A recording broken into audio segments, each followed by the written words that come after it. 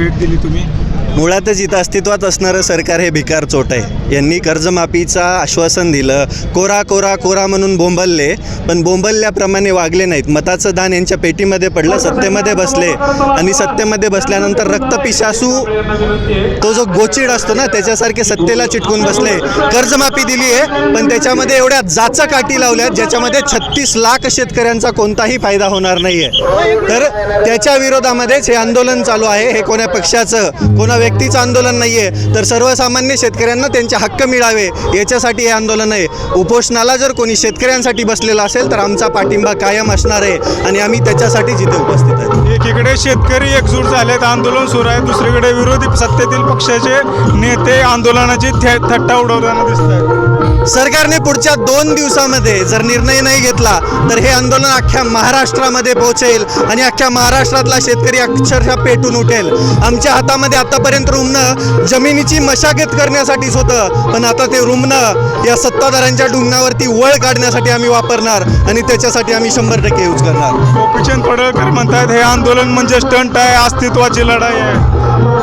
मुळातच शेतकऱ्यांच्या प्रश्नांवरती कोणी जर आवाज उठवत असेल तर त्याला स्टंट किंवा त्याची थट्टा करणं म्हणजे ही शेतकरी विरोधी भांडवल येतात. त्यांच्यावर बोलणं मी रास्त नाही समजत. काय आंदोलनाचं स्वरूप कुठपर्यंत जाईल जर सरकारने दखल नाही घेतली? या आंदोलनाचं स्वरूप आत्ता आम्ही शांततेच्या मार्गामध्ये सर्व शेतकरी हे आंदोलन करत आहेत, पण जर सरकारने दखल घेतली नाही तर शेतकऱ्याच्या खांद्यावरती असणाऱ्या आसुडाचा आवाज सरकारच्या कानावरती पोहोचायचं काम शेतकरी करणार आहेत. सरकारने लवकरात लवकर निर्णय घ्यावेत, अन्यथा शेतकरी रस्त्यावर उतरल्याशिवाय राहणार नाही आहे. तुम्ही रोहित दादांशी चर्चा केली, कशी तब्येत आहे त्यांची आत्ता या कंडिशन?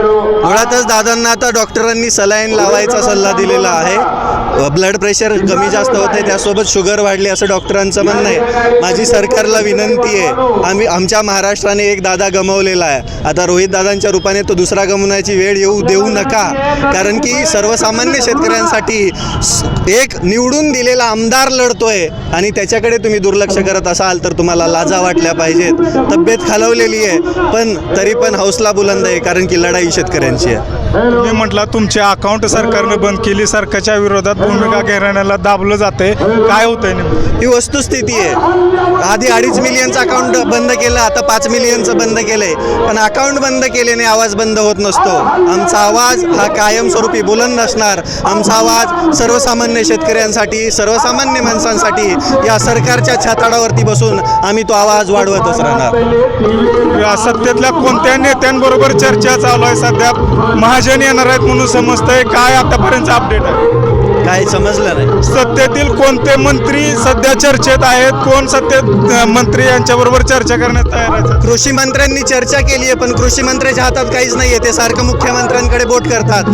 तर माझी मुख्यमंत्री देवेंद्र फडणवीसांनाच विनंती आहे की लवकरात लवकर या आंदोलनाची दखल घ्यावी आणि ज्या जाचक काठी तुम्ही कर्जमाफीमध्ये लावल्यात त्या बंद काढून टाकाव्यात आणि बँकांचा वसुली एजंट होण्यापेक्षा सर्वसामान्य शेतकऱ्यांचा कैवारी होणं तुम्ही पसंत करा आणि सर्वसामान्य शेतकऱ्यांना सरसकट कर्जमाफी द्या.